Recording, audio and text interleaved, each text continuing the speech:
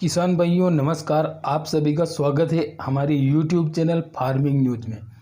किसान भाइयों, आज इस वीडियो में हम बात करने वाले हैं प्याज की खेती को लेकर A to Z जानकारी आपको प्रोवाइड कराने वाले हैं। बुआई से लेकर इसकी हार्वेस्टिंग तक कौन कौन सी सावधानियां हमें रखनी चाहिए, कौन कौन से उर्वरकों का हमें इस्तेमाल करना चाहिए और कौन कौन सी थ्रिप्स के लिए हमें कौन कौन सी दवाइयों का स्प्रे करना चाहिए, वो सभी जानकारी इस वीडियो में मैं आपको देने वाला हूं। इसलिए आप अगर प्याज की खेती करते हैं तो इस वीडियो को अंत तक ज़रूर देख लीजिएगा। और अगर यह वीडियो आपको अच्छा लगे, इस वीडियो में दी गई जानकारी आपको अच्छी लगे तो चैनल को सब्सक्राइब जरूर कीजिएगा और वीडियो को लाइक ज़रूर कीजिएगा। किसान भाइयों, सबसे पहले बात की जाए प्याज की खेती की नर्सरी की, तो अधिकतर किसान भाइयों ने लगभग बरसात के सीजन वाली नर्सरी तैयार कर ली है और बहुत सारे किसान भाइयों ने उसका चोप भी लगा दिया है। अब किसान भाइयों, हम बात करते हैं प्याज की खेती का। हम जब चोप लगाते हैं उसके बाद हमें कौन कौन सी बातों का हमें ध्यान रखना चाहिए, कौन कौन से उर्वरकों का हमें इस्तेमाल करना चाहिए और कौन कौन सी दवाइयों का स्प्रे करना चाहिए, वो इस वीडियो में आपको पूरी जानकारी के साथ बताने वाला हूँ। तो वीडियो को अंत तक देख लीजिएगा। चैनल पर नए हो तो सब्सक्राइब कर लीजिए, वीडियो को लाइक कर दीजिए। किसान भाइयों, सबसे पहले बात करते हैं सबसे फर्स्ट में हमें कौन सा खाद डालना चाहिए। तो किसान भाइयों, अगर आपने प्याज की खेती का जब फसल का जब खेत तैयार करते हैं उस टाइम पर अगर आपने DAP और SSP और देसी खाद दे दिया है तो कोई बात नहीं है। और अगर आपने नहीं दिया है तो जब आपकी प्याज की चोप 25 से 30 दिन की हो जाती है तब आपको उसमें खरपतवार नियंत्रण के लिए निंदाई गुड़ाई अच्छी तरीके से कर लेना है। और साथ ही फर्स्ट का जब आप पिलाई करते हैं 25 से 30 दिन की अवस्था में उसकी फर्स्ट पिलाई करनी चाहिए। और किसान भाइयों कि जब प्याज की हम खेती करते हैं तो सबसे ज़्यादा ध्यान हमें जब हमारी प्याज की फसल जब तक 50 से 55 दिन की नहीं हो जाती तब तक हमें पूरा ध्यान प्याज की खेती पर रखना होता है, क्योंकि 50 से 55 दिन तक उसकी वानस्पतिक वृद्धि होती है जिसमें हमें बहुत ही ज़्यादा ध्यान देना जरूरी होता है। उसके बाद तो फिर उसमें कंद बनने का काम चालू हो जाता है, तो उसके बाद इतनी ज़्यादा समस्या नहीं आती है। तो शुरुआती स्टेज में 25 से 30 दिन की अवस्था में अगर आप खरपतवार नियंत्रण के लिए स्प्रे करना चाहते हैं तो उस टाइम पर स्प्रे आप कर सकते हैं।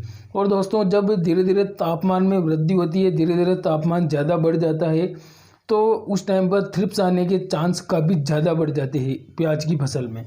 तो दोस्तों, थ्रिप्स का स्प्रे आप 35 से 40 दिन की अवस्था में फर्स्ट का स्प्रे ज़रूर करें। और किसान भाइयों, इसके लिए मैं आपको रिकमेंड करूंगा कि आप सिजेंटा कंपनी एलिका का स्प्रे कर देवें। और किसान भाइयों, उसके बाद ही आप 19-19-19 का स्प्रे भी जरूर करें, NPK का 19-19-19, जिसमें नाइट्रोजन, फास्फोरस और पोटास तीनों समान मात्रा में पाए जाते हैं, जो कि पौधे की शुरुआती स्टेज में उसको गति प्रदान करने के लिए बहुत ही ज़्यादा आवश्यक होते हैं। उसके बाद में जब आप 40 से 45 दिन की प्याज की फसल हो जाती है, जब आप दूसरी पिलाई उसकी करते हैं तब आपको उसमें यूरिया डाल देना है। यूरिया आपके खेत के हिसाब से डालना है, परंतु उसमें यूरिया ज़रूर डालना है। और हो सके तो आप उसके साथ माइक्रोराइजा भी मिलाकर डाल सकते हैं। अगर आपने माइक्रोराइजा मिलाकर डाल दिया तो बहुत ही ज़्यादा आपके जो कंद का निर्माण होने वाला है उसमें बहुत ही ज़्यादा सहायता मिलेगी। माइक्रोराइजा आप धानुका कंपनी का भी ले सकते हैं या फिर बहुत सारी कंपनियों का माइक्रोराइजा आता है मार्केट में, वो आप ले सकते हैं। और किसान भाइयों, जब आप माइक्रोराइजा और यूरिया का इस्तेमाल जब करते हैं 40 से 45 या फिर 50 दिन की अवस्था में, उस टाइम पर आप यूरिया और माइक्रोराइजा डालने से पहले एक बार अपनी फसल को अच्छी तरीके से मुआयना कर ले कि उसमें पीलापन है या नहीं है। दोस्तों, उस टाइम पर पीलापन बहुत ही ज़्यादा होता है, क्योंकि एक तो थ्रिप्स का अटैक हो जाता है और एक जो है मानसून की वजह से, मौसम की वजह से भी उसमें पीलापन आ जाता है और जड़ में कीड़े वीड़े लग जाने के कारण भी उसमें पीलापन आ जाता है। तो आप देख लीजिएगा कि उस टाइम पर 40 से 50 या 55 दिन की अवस्था में आपके जो प्याज की फसल है वो पूरी पीली पड़ जाती है। तो किसान भाइयों, जब आप उसमें यूरिया और माइक्रोराइजा का इस्तेमाल करोगे तो उसके 6 से 7 दिन बाद ही उसका बहुत ही शानदार रिजल्ट मिल जाएगा आपको, और जो पीलापन है वो बिल्कुल दूर हो जाएगा और जो आपकी प्याज की फसल है वो अच्छी तरीके से ग्रोथ करने लगेगी, बिल्कुल उसमें हरापन आ जाएगा। क्योंकि यूरिया का काम ही पौधे को हरापन पर लाना होता है। इसमें नाइट्रोजन होती है जो पौधे की हरापन के लिए बहुत ही ज़्यादा आवश्यक होती है और इससे आपका जो है पौधा पूरा हरा हो जाएगा और उसमें कोई भी पीलापन नज़र नहीं आएगा। अब दोस्तों हुई 50 से 55 दिन तक की सबसे ज़्यादा ध्यान रखने वाली बात।